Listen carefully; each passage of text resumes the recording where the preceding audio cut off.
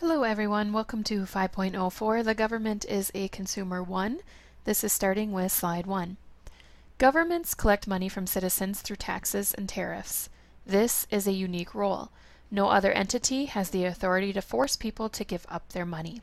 But the government also plays a more familiar role of consumer.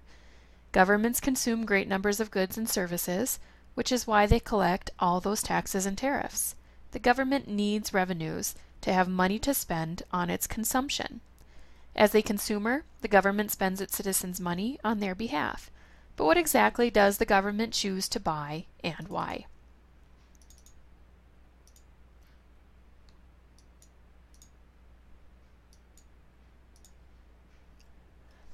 Consumption is a constant activity in any economic system. Individuals and households spend money all the time, but often the single largest consumer in any economy is the government. Evidence of government consumption is all around. If you look, you will quickly see your tax dollars at work. All the roads you see, the power lines, water plants, and public parks, these are all examples of government spending. The schools, courts, libraries, and police and fire stations in the area where you live are nearly all paid for by the government.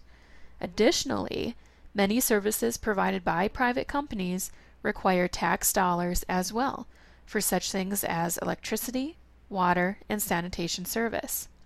The goods and services provided by government at various levels are so abundant and central to our lives that we often do not even notice them or think about where they come from.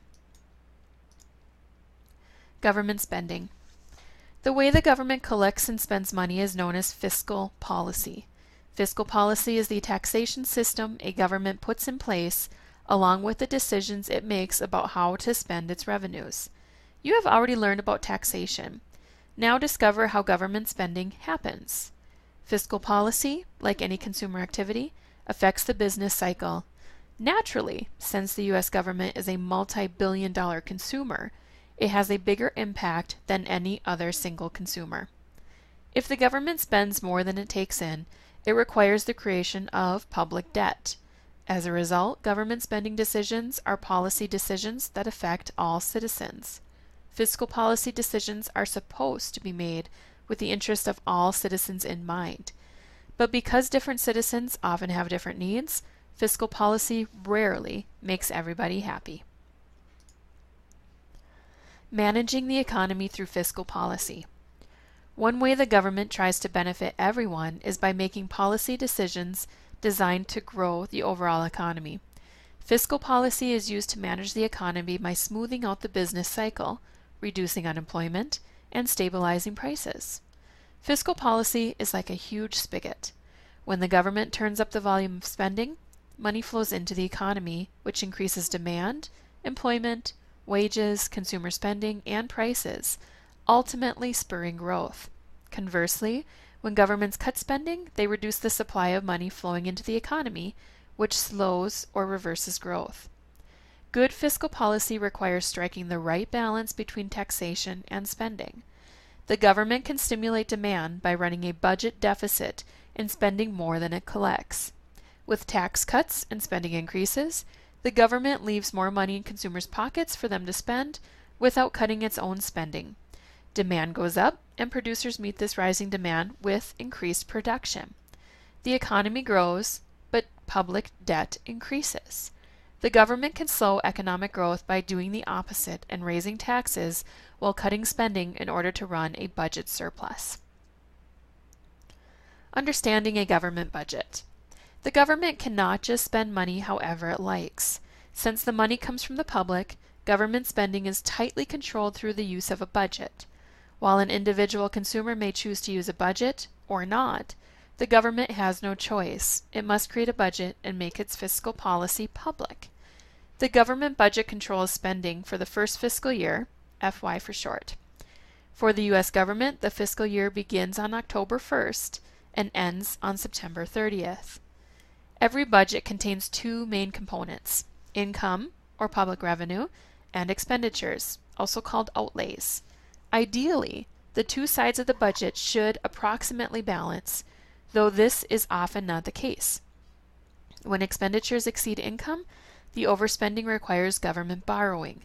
If it is the other way around, there is a budget surplus, and the government can use the extra money to buy new public services or pay down existing debt, or it can return the surplus to taxpayers in the form of a tax cut.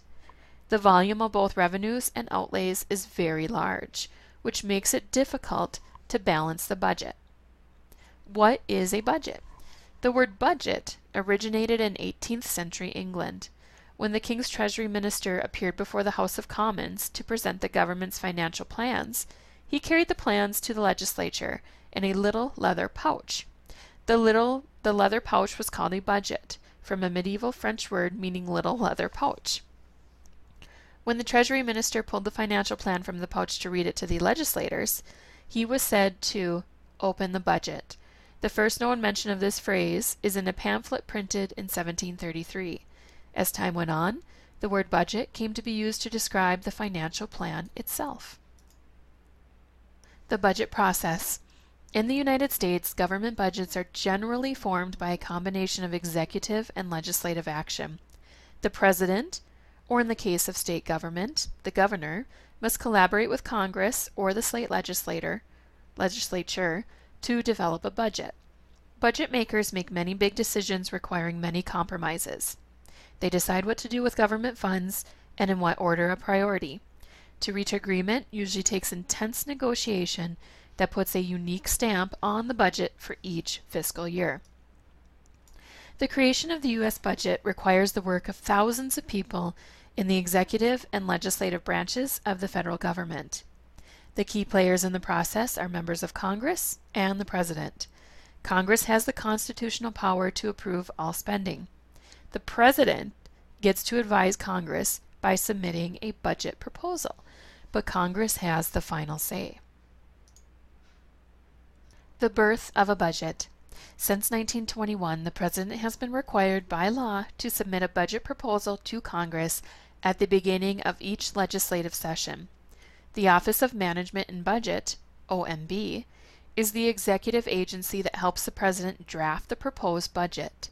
The OMB reviews all the budget requests submitted by various government agencies and departments, and then draws up a preliminary budget proposal for the President's approval.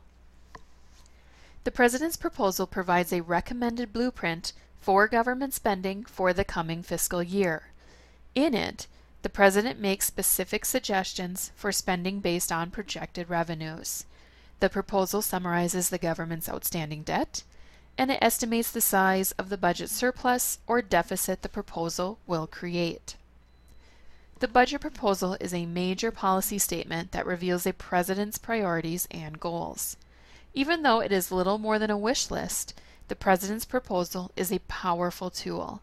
Congress may not agree with the proposal, but it sets the agenda for discussion and ultimately influences congressional decisions. From first to final draft. After the president submits a budget proposal, Congress considers it. Ultimately, Congress makes its final budget decisions in several steps. First, Congress decides on the overall level of spending and taxes. Next, the overall spending figure is divided into specific figures earmarked for separate government departments and agencies. Finally, Congress considers individual spending bills that detail exactly how the money in each agency will be spent. Each budget bill must be signed by the President to take effect. Even after the President approves the various bills that make up the budget, however, the budget continues to evolve as Congress makes adjustments based on unexpected events and changes of priority. Revisions to the budget take the form of supplementary budget bills and budget amendments. Budget review. The process of making a budget is always difficult. The number of people involved and the size of the revenues and expenditures make a government budget a massive undertaking. Government spending is always based on a budget. Take a moment to review the basics of the government budget making process. Types of spending. Every budget involves various kinds of expenditures. In a government budget, these include everything from the money spent on pens and papers for government offices to the budget for the space program. While the government purchases many different types of goods and services, government expenditures fall into two basic categories: mandatory, and discretionary. Mandatory spending is government spending that is not optional. Mandatory spending is controlled by law rather than annual budget decisions. Examples of mandatory spending include Social Security, Medicare, benefits to veterans, the student loan program, and interest on the national debt. The government is obligated by law to pay for all of these programs.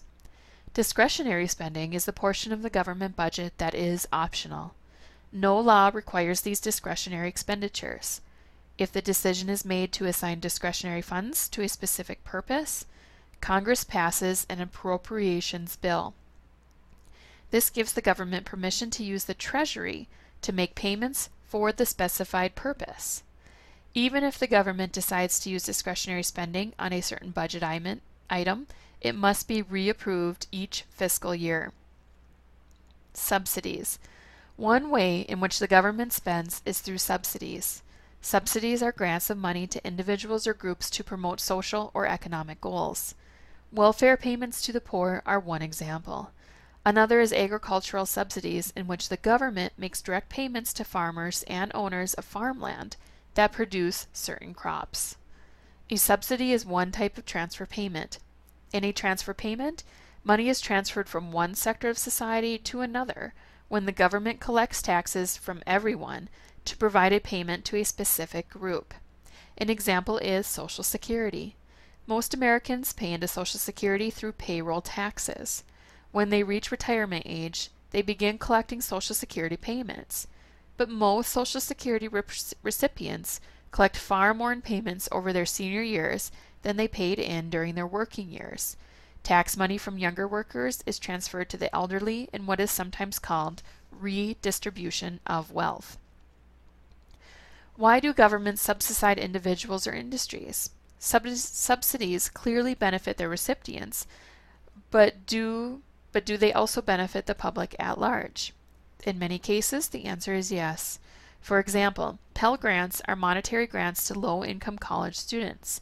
They are not loans and do not need to be repaid. The public benefits in that the grants help raise the education level of society and increase the number of people with access to well-paying jobs that benefit others and bring the government increased revenue in the form of higher incomes and therefore higher income taxes. However, many subsidies are viewed as wasteful spending. Free market. All right, we are going to end 5.04, the government as a consumer, slides 1 through 13 there, and we will pick up on slide 14. As always, let me know if you have any questions or concerns about the information. Have a great day.